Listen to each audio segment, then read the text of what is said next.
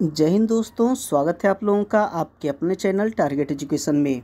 दोस्तों आज मैं आप लोगों के लिए सीटेट एग्ज़ाम के लिए इन्वायरमेंटल स्टडीज़ का प्रीवियस ईयर प्रश्न पत्र लेकर आया हूं। जी हाँ दोस्तों, यह जो है प्रीवियस ईयर का प्रश्न पत्र है सीटेट एग्ज़ाम का, जो कि 29 दिसंबर 2021 को यही प्रश्न पूछा गया था। जी हाँ, यह सोल्व पेपर है सीटेट एग्ज़ाम का, जो कि 29 दिसंबर 2021 के एग्ज़ाम में पूछा गया था। तो ये सभी प्रश्न, ये ईवीएस का जो प्रश्न है, इन्वायरमेंटल स्टडीज़ का जो प्रश्न है, उसी का प्रीवियस ईयर प्रश्न पत्र लेकर आया हूँ। तो सीटेट एग्ज़ाम के लिए प्रीवियस ईयर को भी अध्ययन करना ज़रूरी होता है, क्योंकि प्रीवियस ईयर से भी सीटेट एग्ज़ाम में प्रश्नों को दोहराया जाता है। इसलिए सीटेट एग्ज़ाम के लिए प्रीवियस ईयर प्रश्न पत्र को दोहराना ज़रूरी है दोस्तों। तो आइए शुरू करते हैं आज का ये प्रश्न, जो कि 61 नंबर से है। जी हाँ, सीटेट एग्ज़ाम के लिए बाल विकास से रहता है 30 प्रश्न, और ईवीएस से रहता है 30 प्रश्न, और मैथ से भी 30 प्रश्न होता है, और भाषा 1 और भाषा 2। जी हाँ, भाषा 1 जो हिंदी लेते हैं, हिंदी संस्कृत जो भी भाषा लेते हैं, और भाषा 2 इंग्लिश या अन्य भाषा। तो भाषा 2 से भी और भाषा 1 से भी 30 प्रश्न पूछे जाते हैं।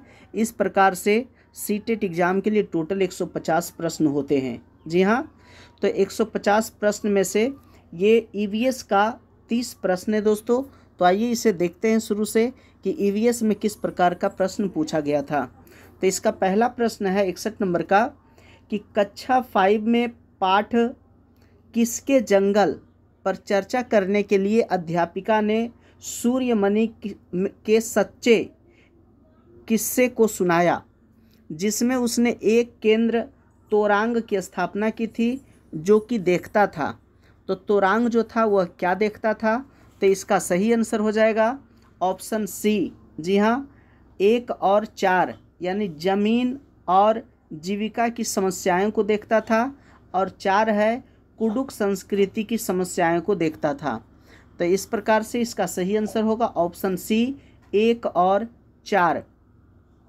नेक्स्ट है ये 62 नंबर का प्रश्न है, कि निम्नलिखित में से किससे सहयोग भावना से कार्य करने का अभिप्राय सीखा जा सकता है?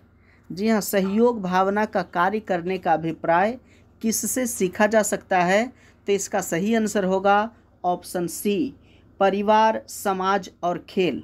जी हाँ, परिवार, समाज और खेल, ये तीनों से ही सहयोग भावना से कार्य करने का अभिप्राय सीखा जा सकता है। तो दोस्तों ये प्रश्न जो भी है, ये सभी 29/12/2021 में पूछा गया ये सभी प्रश्न है। नेक्स्ट है 63 नंबर का, निम्नलिखित में से कौन सा सामाजिक कीट नहीं है? जी हाँ, सामाजिक कीट कौन सा नहीं है? तो इसका सही आंसर होगा ऑप्शन सी, भृंग। जी हाँ, भृंग जो है यह सामाजिक कीट नहीं है। बाकी जितने भी कीट ये है, चींटियाँ ये भी समाज में रहती है, दीमक ये भी समाज में रहता है, मधुमक्खी ये भी समाज में रहती है।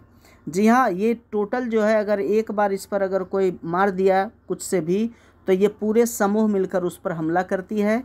तो इस प्रकार से चींटियाँ, दीमक और मधुमक्खी ये सामाजिक कीट है, जबकि भृंग जो है यह सामाजिक कीट नहीं है।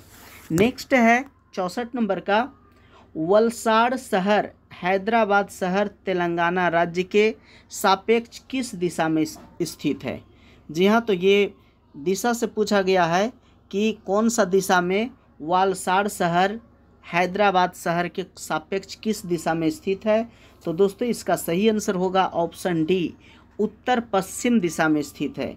जी हाँ, हैदराबाद से अगर देखा जाए तो वलसाड़ शहर उत्तर पश्चिम दिशा में स्थित है। नेक्स्ट है 65 नंबर का प्रश्न है, निम्नलिखित में से कौन सी मुद्रा आबू धाबी में प्रचलित है? जी हाँ, आबू धाबी में कौन सी मुद्रा प्रचलित है? तो इसका सही आंसर हो जाएगा ऑप्शन सी। जी हाँ, दिरहम। जी हाँ, दिरहम जो मुद्रा है ये आबू धाबी की मुद्रा है। और दोस्तों डॉलर, ये डॉलर जो है यह संयुक्त राज्य अमेरिका का मुद्रा है डॉलर। रुपये, तो रुपये हमारा भारत में रुपये है, भारत का मुद्रा। और टका आप लोग जानते होंगे बांग्लादेश का जो मुद्रा है वह टका है, जबकि आबू धाबी का जो मुद्रा है वो दिरहम है। नेक्स्ट है 66 नंबर का, चेराओ नृत्य में व्यक्ति बांस की डंडियों को पकड़कर युग्मों में एक दूसरे के आमने सामने जमीन पर बैठते हैं। जैसे ही ढोल बजता है बांस को जमीन पर पीटा जाता है। नर्तक बांस की डंडियों के अंदर और बाहर पैर रखते हैं, कूदते हैं और ताल पर नाचते हैं। निम्नलिखित में से कहाँ पर चेराओ नृत्य किया जाता है? जी हाँ, यह चेराओ नृत्य जो है वो कहाँ का नृत्य है? तो इसका सही आंसर होगा ऑप्शन बी, मिजोरम का। जी हाँ, मिजोरम का जो नृत्य है वह चेराओ है। जबकि यहाँ दिया गया है मणिपुर, तो मणिपुर का जो नृत्य है वह लीमा जागोई है। जी हाँ, लीमा जागोई जो नृत्य है वह मणिपुर का है। और असम के नृत्य को बिहू कहते हैं। असम का नृत्य जो है वह बिहू है। और उड़ीसा का नृत्य को छाऊ कहते हैं। जी हाँ, छाऊ। तो इस प्रकार से ये जो चेराओ नृत्य है दोस्तों यह मिजोरम का है, और ये मणिपुर का नृत्य को कहते हैं लीमा जागोई, असम का बिहू और उड़ीसा का छाऊ। नेक्स्ट प्रश्न है 67 नंबर का, छत पर वर्षा के पानी का संरक्षण करके भौम जल को पुनः आवेशित किया जाता है। इस पारंपरिक विधि का उपयोग निम्नलिखित में से किस राज्य में किया गया था? जी हाँ, कौन सा राज्य में यह छत पर पानी को, वर्षा के पानी को बचा करके रखा जाता है और पृथ्वी के नीचे भौम जल को पुनः जो है पुनर्पूर्ति किया जाता है? तो इसका सही आंसर हो जाएगा ऑप्शन बी। जी हाँ, राजस्थान। क्योंकि दोस्तों राजस्थान जो है यह सबसे ज़्यादा पानी का किल्लत जो है वह राजस्थान में ही है। और कहा जाता है कि आवश्यकता आविष्कार की जननी है। तो जहाँ जैसा आवश्यकता पड़ता है वहाँ उस प्रकार के प्रयोग किया जाता है। तो छत पर जो वर्षा का पानी होता है उसका संरक्षण करके भौम जल को पुनः आवेशित किया जाता है। यह परंपरा सबसे पहले राजस्थान में अपनाया गया। नेक्स्ट है 68 नंबर का, भारत के निम्नलिखित राज्यों में से ब्रह्मपुत्र नदी कहाँ से होकर बहती है? जी हाँ, ब्रह्मपुत्र नदी कहाँ से होकर बहती है? तो इसका सही आंसर होगा ऑप्शन सी, अरुणाचल प्रदेश और असम से। जी हाँ, अरुणाचल प्रदेश और असम से होकर के ब्रह्मपुत्र नदी बहती है। नेक्स्ट है 69 नंबर का प्रश्न। जी हाँ, 69 नंबर दोस्तों ये जो प्रश्न है यह 29 दिसंबर 2021 में यही प्रश्न पूछा गया था सीटेट एग्जाम में, और उसी का ये प्रीवियस ईयर प्रश्न पत्र है। तो 69 नंबर का प्रश्न को देखते हैं। भावी पीढ़ी के समाजीकरण में परिवार की महत्वपूर्ण भूमिका होती है। इस परिस्थिति में परिवार माध्यम है। तो परिवार किसका माध्यम है? इसका सही आंसर होगा ऑप्शन ए, प्राथमिक समाजीकरण का। जी हाँ, जो परिवार है वह प्राथमिक समाजीकरण का माध्यम है। नेक्स्ट है 70 नंबर का प्रश्न, वातावरण को बचाने की आवश्यकता के लिए हुई कई आंदोलनों को समर्थन मिला है। निम्नलिखित में से किसने 1970 के चिपको आंदोलन में निर्णायक भूमिका निभाई? जी हाँ, 1970 के चिपको आंदोलन में निर्णायक भूमिका कौन निभाई? इसका सही आंसर है ऑप्शन बी, सुंदरलाल बहुगुणा। जी हाँ, चिपको आंदोलन 1970 के आंदोलन में सुंदरलाल बहुगुणा एक बहुत ही महत्वपूर्ण भूमिका निभाए थे। नेक्स्ट है 71 नंबर का, महाराष्ट्र, मध्य प्रदेश और गुजरात में बड़े बांधों के निर्माण के कारण स्थानीय व्यक्तियों को अपने प्राकृतिक आवास को छोड़ना पड़ा। इस प्रकार की गतिविधि को क्या कहते हैं? तो दोस्तों इस प्रकार की गतिविधि को कहा जाता है विस्थापन। जी हाँ, जब किन्हीं व्यक्तियों को अपने स्थानों को छोड़कर दूसरे जगह जाना पड़ता है तो उसी को विस्थापन कहा जाता है। नेक्स्ट है 72 नंबर का प्रश्न है, हमें पके हुए भोजन को खुला या बिना फ्रिज में रखे लंबी अवधि के लिए नहीं छोड़ना चाहिए। निम्नलिखित में से कौन सा कारक पके हुए भोजन को बेकार करने के लिए जिम्मेदार है?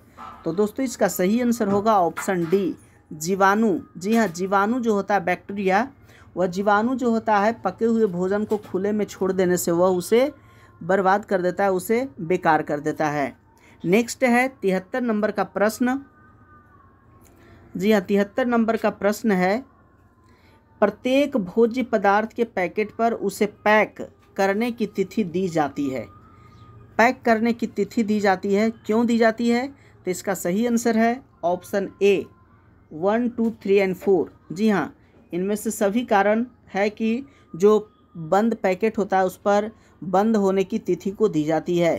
क्यों दी जाती है? इसके लिए सही होगा कि प्रत्येक भोज्य पदार्थ की अपनी निधान यानी सेल्फ आयु होती है। भोज्य पदार्थ के प्रक्रमण और पैकिंग की अवधि में कई परिरक्षकों का उपयोग किया जाता है। तीसरा है कि कुछ निश्चित समय के पश्चात इसमें रोगाणु उत्पन्न हो सकते हैं जिसको खराब कर देंगे। हमें उन भोज्य पदार्थों का उपभोग नहीं करना चाहिए जिन पर लिखा हुआ समय समाप्त हो चुका है। जी हाँ, इसलिए यह जो है उसे बंद करने की तिथि उस पर दी जाती है, इसलिए सही आंसर होगा ऑप्शन ए 1, 2, 3 एंड 4। नेक्स्ट है 74 नंबर का प्रश्न है। 74 में दिया गया है, मच्छरों के प्रजनन को रोकथाम के लिए कई विधियां प्रस्तावित की जाती है। निम्नलिखित में से वह विधि ज्ञात कीजिए जो मच्छरों के प्रजनन को नहीं रोकती है। जी हाँ, मच्छरों के प्रजनन की रोकथाम के लिए कई विधियां प्रस्तावित की जाती है। निम्नलिखित में से वह विधि ज्ञात कीजिए जो मच्छरों की प्रजनन को नहीं रोकती है। तो कौन सा विधि है जो मच्छरों के प्रजनन को नहीं रोकती? इसका सही आंसर होगा ऑप्शन सी मच्छरदानी का प्रयोग। जी हाँ, मच्छरदानी के प्रयोग से मच्छर है जो व्यक्ति को नहीं काट पाता है, मच्छरदानी के अंदर प्रवेश नहीं करता है तो, लेकिन वह उसका प्रजनन को नहीं रोक पाता है। मच्छर जो है वो अपना प्रयोग करता ही है। नेक्स्ट है 75 नंबर का, दस्त के रोगियों को चिकित्सक परामर्श देते हैं वे अधिक मात्रा में उबाल कर ठंडा किया हुआ पानी जिसमें चुटकी भर नमक व थोड़ी सी चीनी मिली हो उसको पीना चाहिए। जी हाँ, दस्त के रोगी को, जिसको दस्त होता है तो दस्त के रोगी को चिकित्सक सलाह देते हैं कि वे अधिक मात्रा में उबाल कर ठंडा किया हुआ पानी को उसमें चुटकी भर नमक व थोड़ी सी चीनी मिली पानी पीना चाहिए। वो इसलिए पीना चाहिए क्योंकि इसका पहला पॉइंट कहता है कि केवल चीनी वाला पानी आंत नहीं सोख सकती। दूसरा ऑप्शन इसमें कहता है, जी हाँ, इसका दूसरा ऑप्शन कहता है कि चीनी और पानी वाला सम्मिश्रण सरलता से सोखा जा सकता है।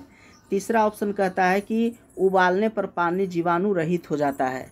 तो दोस्तों इसका जो सही आंसर होगा वह होगा ऑप्शन ए 1, 2 और 3। जी हाँ, तीनों ऑप्शन इसका सही है, इसलिए इसका सही आंसर है ऑप्शन ए। नेक्स्ट है 76 नंबर का प्रश्न है, कक्षा 3 में हमारा भोजन नामक अध्याय को पढ़ाते समय शिक्षक जोसेफ विद्यार्थियों से आपस में चर्चा करने को कहते हैं कि उन्होंने कल क्या खाया था। इस चर्चा का उद्देश्य क्या है?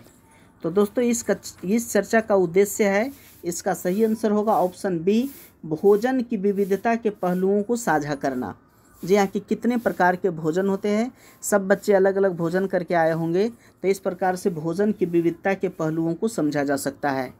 नेक्स्ट है 77 नंबर का प्रश्न है, कक्षा 4 के 5वां अध्याय अनीता एवं मधुमक्खियाँ में अनीता खुशवाहा नाम की एक लड़की की सच्ची कहानी है जिसमें उसका वर्णन एक बालिका सितारा के रूप में उजागर किया गया है। इस प्रकार की पहल का सर्वाधिक उपयुक्त उद्देश्य क्या हो सकता है? जी हाँ, इस प्रकार इसका सही उद्देश्य क्या हो सकता है? इसका सही आंसर है ऑप्शन बी, यह दर्शाना कि नारी शक्ति बालिका शक्ति किस प्रकार गतिशील है तथा समानता एवं सशक्तिकरण को प्रदर्शित करती है। जी हाँ, नारी शक्ति को यह प्रदर्शित करती है। नेक्स्ट है 78 नंबर का प्रश्न है, कक्षा 4 के अध्याय दुनिया मेरे घर में नामक कहानी अक्षय के बारे में जो बताता है वह कैसे उसकी दादी उसे अनिल के घर कुछ भी खाने या पीने के लिए मना करती है। इस कहानी से बच्चों को कौन सी महत्वपूर्ण शिक्षा मिलती है? तो दोस्तों इससे जो महत्वपूर्ण शिक्षा मिलती है बच्चों को वह है ऑप्शन बी जाति भेदभाव एवं अस्पृश्यता का अस्तित्व। जी हाँ, इसमें जाति भेदभाव एवं अस्पृश्यता का अस्तित्व के बारे में बताया गया है। नेक्स्ट है 79 नंबर का, निम्नलिखित में से कौन सा कथन ईवीएस में सहपाठी आकलन को परिभाषित करता है? तो इसका सही आंसर होगा ऑप्शन सी, विद्यार्थियों पर केंद्रित होता है जब वो एक दूसरे विद्यार्थी का आकलन जोड़ों में या समूह में कर रहे हो। जी हाँ, विद्यार्थियों पर केंद्रित होता है जब वो एक दूसरे विद्यार्थी का आकलन जोड़ों में या समूह में कर रहे हो।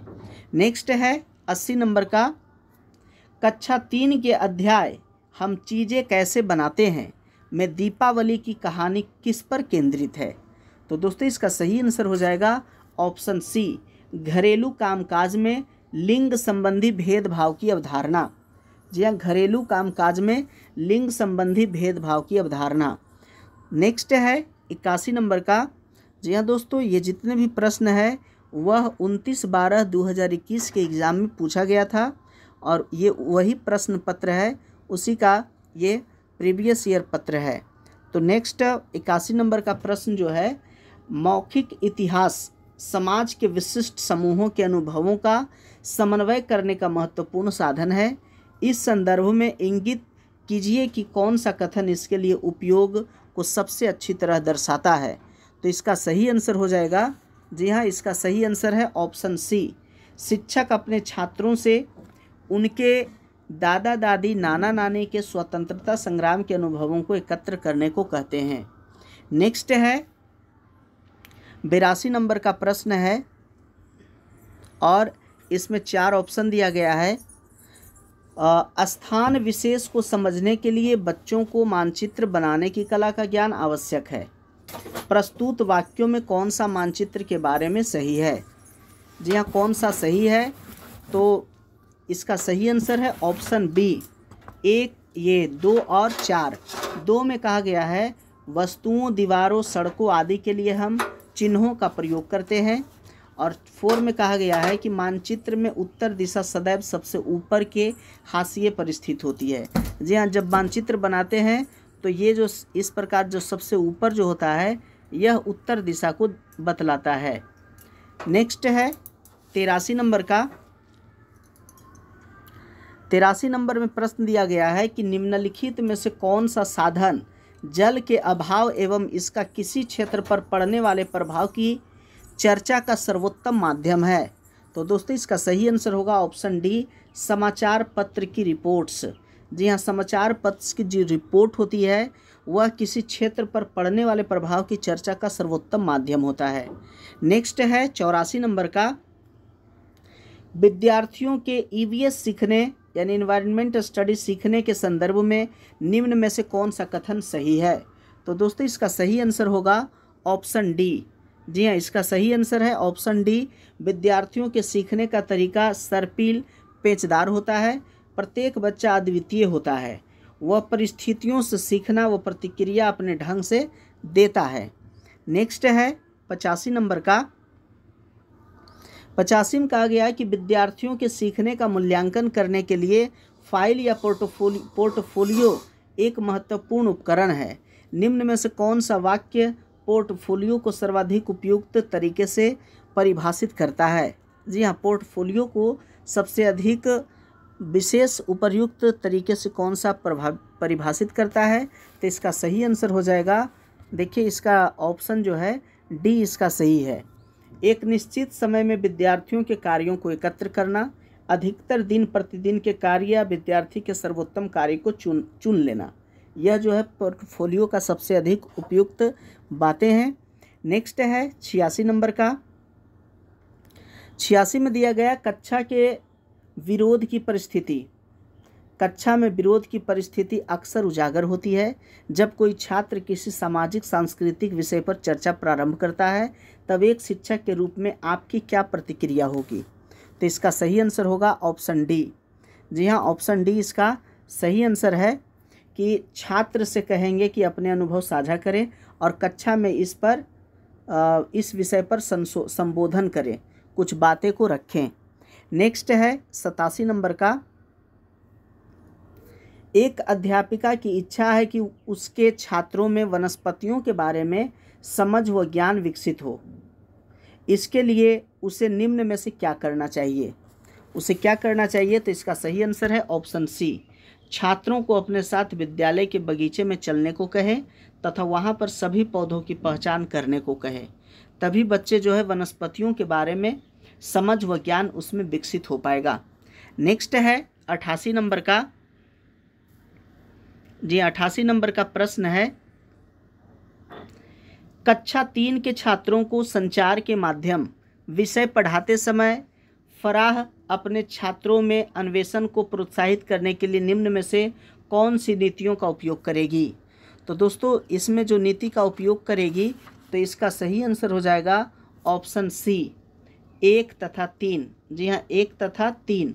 1 में कहता है कि छात्रों से कहेगी कि वे संचार के माध्यमों के चित्र एकत्र करें व उन्हें वर्गीकृत करें, और तीसरा है कि छात्रों से कहेगी कि वे संचार के माध्यमों पर अपने अनुभव बताएं एवं उन पर चर्चा करें।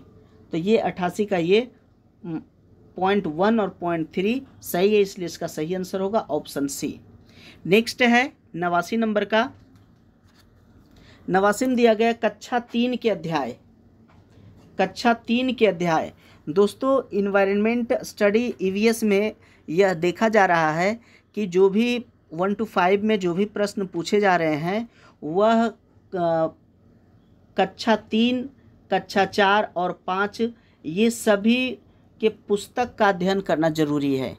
ये सभी पुस्तक अध्ययन करने के बाद आपको उससे उस चैप्टर से प्रश्न को पूछा जा रहा है। तो जब तक आप उस चैप्टर को नहीं पढ़ पाइएगा तो उससे संबंधित आंसर देना थोड़ा मुश्किल हो जाएगा। इसलिए कक्षा 3, 4 और 5 ये सभी जो ईवीएस का जो बुक है, पर्यावरण का जो बुक है, उसका अध्ययन करना बहुत ज़रूरी है। तो 89 में प्रश्न कर रहा है कि कक्षा 3 के अध्याय ऊंची उड़ान में पक्षियों के विषय पर चर्चा करते हुए शिक्षक टीना छात्रों से कहती है कि वे अपने आसपास पक्षियों व उनकी विशेषताओं का अवलोकन करें। इस क्रियाकलाप का लक्ष्य क्या है? जी हाँ, इसका लक्ष्य क्या है? तो इसका सही आंसर होगा ऑप्शन सी। उसका लक्ष्य है कि छात्रों में पक्षियों के प्रति रुचि विकसित करना। जी हाँ, छात्रों में पक्षियों के प्रति रुचि उत्पन्न करना। नेक्स्ट है 90 नंबर का, और ये ईवीएस का अंतिम प्रश्न है कि सीमा एक ईवीएस अध्यापिका छात्रों को अपने आसपास की वस्तुओं को संग्रहित करने के लिए कहती है। उन वस्तुओं जैसे धातु का पैन, स्टील का चम्मच, प्लास्टिक की चम्मच आदि को पानी की बाल्टी में डालकर देखें वे तैरती है अथवा डूबती है। छात्रों ने पूछा कि स्टील की चम्मच क्यों डूबी और प्लास्टिक की चम्मच क्यों तैर रही है। वे छात्रों को घनत्व के बारे में बताना आवश्यक नहीं समझती, क्योंकि इसका सही आंसर होगा ऑप्शन बी, वे घनत्व की वैकल्पिक अवधारणाएं बना लेंगे। इसलिए वे घनत्व की वैकल्पिक अवधारणा बना लेंगे, इसलिए वह आवश्यक नहीं समझती है घनत्व के बारे में बताना। तो दोस्तों ये था ईवीएस का 30 प्रीवियस ईयर का प्रश्न पत्र, जो कि 29 दिसंबर 2021 में ये प्रश्न पूछा गया था। तो दोस्तों आशा करते हैं कि इससे बहुत कुछ समझ में आया होगा कि किस प्रकार के प्रश्न को पूछे जाते हैं सीटेट एग्ज़ाम में। तो आशा करते हैं कि वीडियो आप लोगों को अच्छा लगा होगा। यदि अच्छा लगा है तो लाइक कीजिए, अपने दोस्तों के साथ शेयर कीजिए। अगर अभी तक मेरे चैनल को सब्सक्राइब नहीं किए हैं तो सीटेट एग्ज़ाम की तैयारी के लिए मेरे चैनल को सब्सक्राइब कर लीजिए। बेल आइकन जरूर दबाइए ताकि इसी प्रकार की महत्वपूर्ण वीडियो की नोटिफिकेशन आप लोगों तक आसानी से पहुंच सके। वीडियो देखने के लिए बहुत बहुत धन्यवाद।